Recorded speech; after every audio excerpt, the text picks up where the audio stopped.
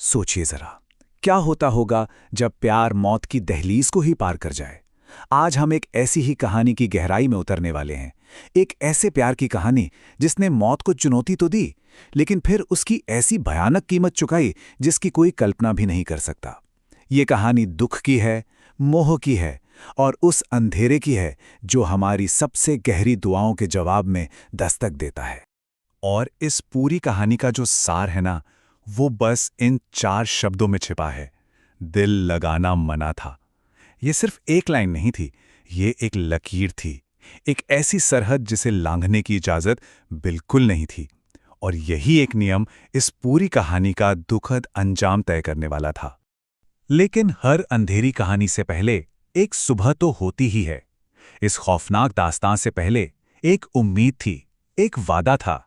ये कहानी पंकज और शिप्रा के मासूम प्यार की है। 2 अनाथ जिन्होंने इस दुनिया में नहीं बल्कि एक दूसरे में अपना घर ढूंढ लिया था।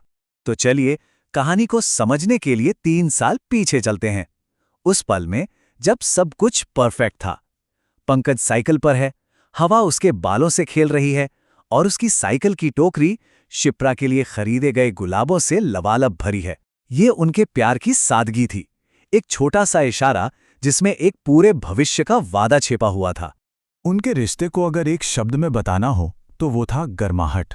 वो कच्ची उम्र वाले प्यार का जुनून, वो भरोसा कि वो मिलकर हर मुश्किल को पार कर लेंगे।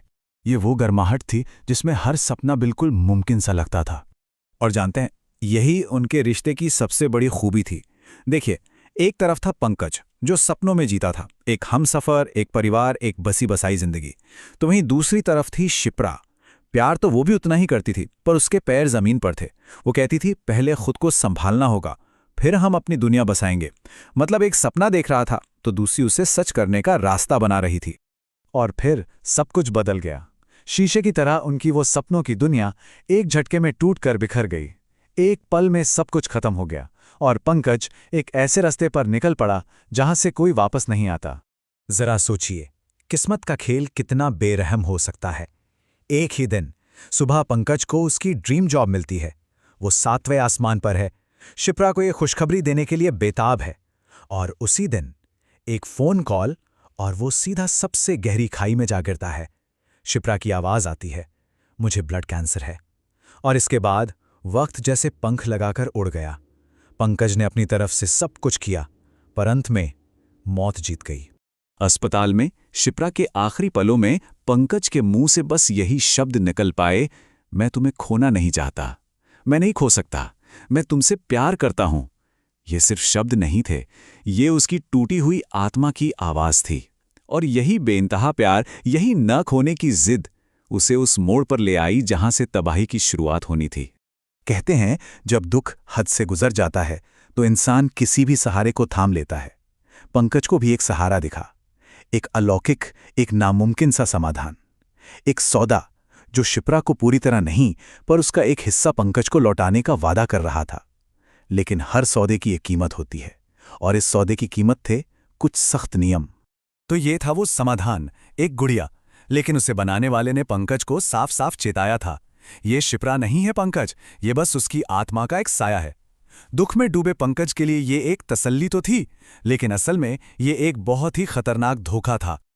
और ये थे वो नियम, एक ऐसा कॉन्ट्रैक्ट जिसे तोड़ा नहीं जा सकता था।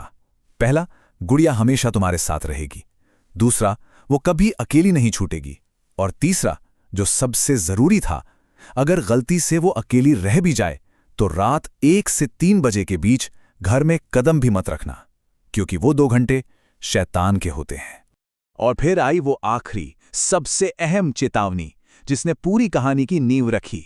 वो ऐसा दिखाएगी जैसे तुमसे प्यार करती है, पर याद रखना, उससे दिल लगाना मना है। ये एक नियम नहीं था, ये एक भविष्यवाणी थी। लेकिन जिसका दिल टूटा हो वो भला दिमाग की कहां सुनता है। दुख और शिप्रा के प्यार में डूबा पंकज एक एक करके हर चेतावनी को भुलाने लगा। उसने हर नियम तोड़ा और अनजाने में ही अपने लिए तबाही का दरवाजा खोल दिया। एक रात पंकज अपने कमरे में है, गुड़िया उसकी बाहों में है और वो उसके साथ ठीक वैसे ही नाच रहा था जैसे कभी शिप्रा के साथ नाचता था। वो पूरी तरह से उस धोखे में जी रहा था, उस झूठी खुशी में खोया हुआ था, ये भूलकर कि उसकी बाहों में आखिर है कौन। पर क्या वो सच में शिप्रा की यादों के साथ नाच रहा था या किसी और ही चीज के साथ? और तभी उस धोखे पर पहली दरार पड़ी। पंकज कमरे में आता है और देखता है गुड़िया उस जगह पर नहीं है जहां उसने छोड़ी थी। वो खुद ब खुद अपनी जगह बदल चुकी थी। ये पहला इशारा था कि उस घर में वो अकेला नहीं है।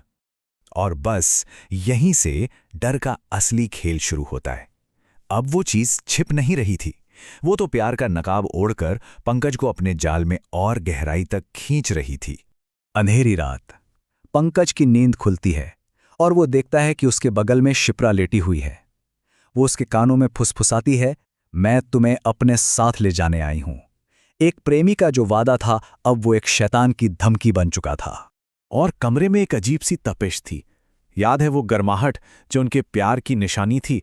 अब ये वो नहीं थी। ये एक ठंडी जलती हुई तपिश थी, एक शैतानी मौजूदगी की तपिश। तो आखिर सौदा हुआ क्या? इस स्लाइड में सब साफ है। पंकज ने मांगा था शिप्रा का प्यार, अपने दुख का अंत, और बदले में उसे मिला क्या? प्यार की एक खौफनाक नकल, एक ऐसा जाल जिसमें वो पूरी तरह कैद हो चुका था, और एक आत्मा जो अब शैतान की थी। और अब वक्त था कीमत चुकाने का, उस सौदे को तोड़ने की और एक परछाई से दिल लगाने की आखिरी और सबसे भयानक कीमत। कमरे के एक कोने में अंधेरे में वो चीज थी, अपने असली रूप में। प्यार का नकाब अब उतर चुका था।